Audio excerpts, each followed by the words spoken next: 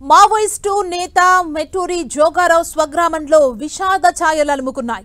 శ్రీకాకుళం జిల్లా బాతుపురానికి చెందిన జోగారావు రెండు రోజుల క్రితం మృతి చెందినట్లు వార్తలొచ్చాయి. అయితే దీనిపై అధికారికంగా తమకు ఎలాంటి సమాచారం లేదని కుటుంబ సభ్యులు తెలిపారు.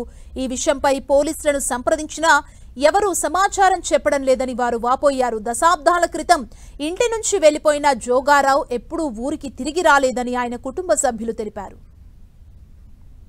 మావోయిజం అంటే అతనికి చిన్నప్పటి నుండి కూడా ఆసక్తి. ఈరోజు 88వ సంవత్సరం వెళ్ళి ఇప్పటి వరకు కూడాను జోగారావు గారు ఇంటికి రాలేదంటే అతను పూర్తిగా నిమగ్నమైపోయారు. ఈరోజు జోగారావు అనేది మన భూమి మీద లేరు అన్న వార్త ఇప్పుడే కొద్దిసేపటి క్రితం తెలిసినప్పటి నుంచి కూడాను చాలా బాధపడుతున్నాము మా గ్రామస్తులందరం కూడాను. ఎందుకంటే చిన్నప్పటి నుంచి కూడాను అతను ఎవరికి కూడా అన్యాయం చేయలేదు. అందువలన జోగారావు లేకపోవడం అనేది చాలా బాధాకరం.